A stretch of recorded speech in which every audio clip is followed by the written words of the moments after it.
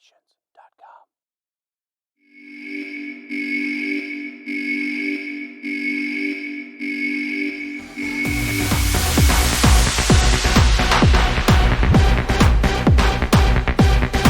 This is the Gridiron Guesser, the premier guesser in all of sports.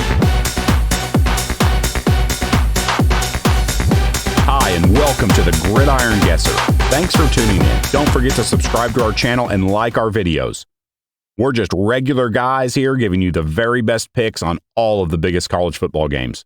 We've got 2 Thursday college football games for you on this show, and then we'll be back later in the week to give you 5 more excellent picks on the biggest games. So let's get started with our 2 picks for the Thursday night action. Let's f***ing go. Game number 1. The Florida Gators at the Utah Utes. Utah is a 4.5-point favorite. The over-under is 44.5 points. So if you've been paying attention to this game at all, Utah has went from anywhere from, say, a 7.5-point favorites. We've seen it drop all the way to 3.5. Now it looks like it's settled in at 4.5. So what's the deal? Well, the deal is a pretty big one. It appears that Utah star quarterback Cameron Rising will not play, as he is still not fully healed from that torn ACL that he suffered in last year's Rose Bowl game. So that's all we needed to hear to back off of this play. Ha! Yeah, right. We're not some Vegas insider. We're here guessing winners. And by damn, that's what the hell we're going to do regardless of who plays or not. So let's quickly get into this, and let's see what the Gridiron Guesser thinks will happen in this matchup between the Gators and the Utes. First off, Utah takes a huge blow offensively.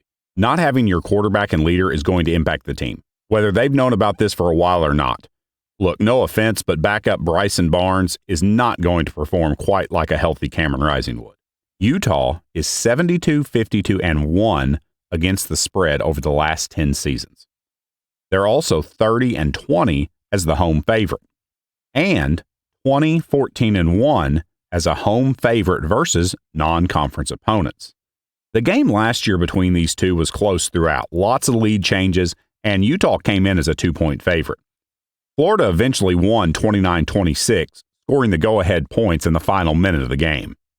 Now, historically, the Gators are 5-1 straight up in home openers on the road.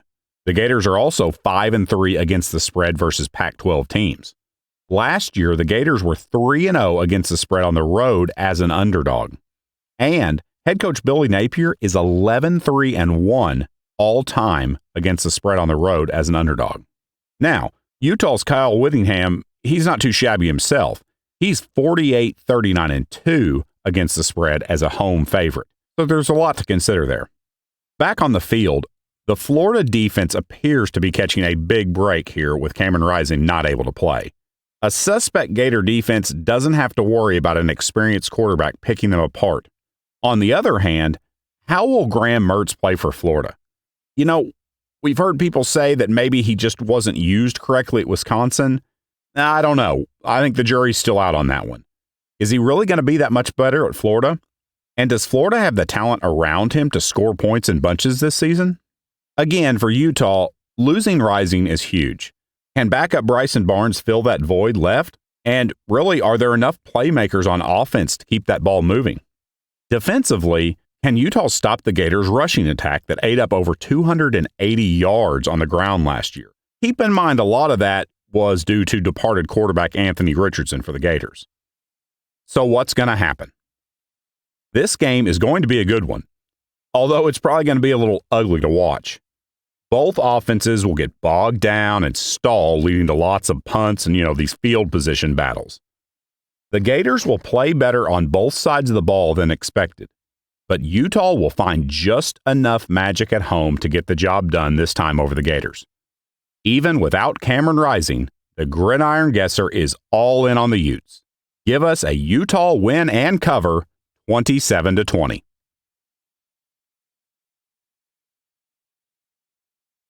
Game number 2. The Nebraska Corn Huskers at the Minnesota Golden Gophers.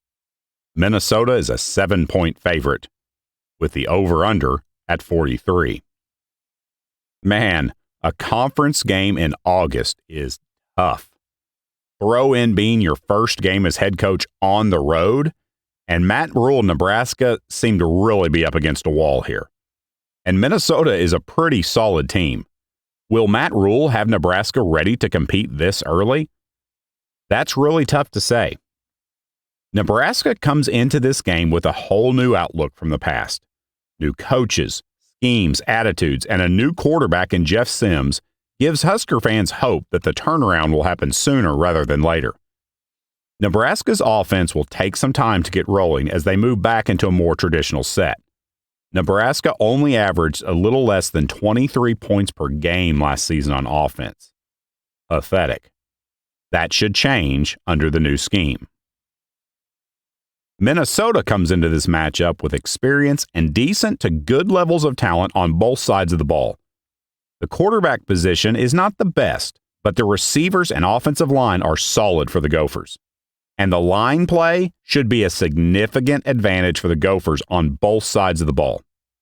Look for the Gophers to lean on the running game to wear down Nebraska's front, which must get better this season. Minnesota is only 2-5-1 against the spread in season openers, but 13-11 under PJ Fleck as a home favorite. Last season, the Gophers were 5-2 against the spread at home. As for Nebraska, it's always hard to get a read when there's been changes to a coaching staff. But Nebraska is 4-4 against the spread versus Minnesota, and they're 0-6 against the spread in season openers. So what's going to happen? First off, Minnesota is going to win the game. Their line play will be too strong and wear down the Nebraska front.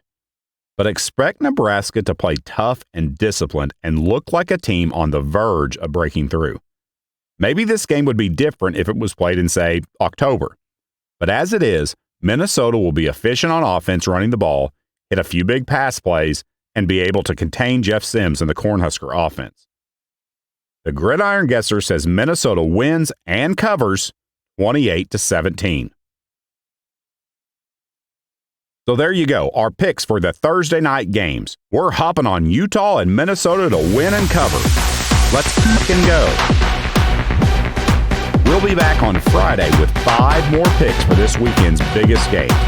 So don't forget to subscribe to our channel, like our videos, and turn on those notifications. We're new and we need your help to get going. Thanks for watching the Gridiron Guesser. We'll see you next time.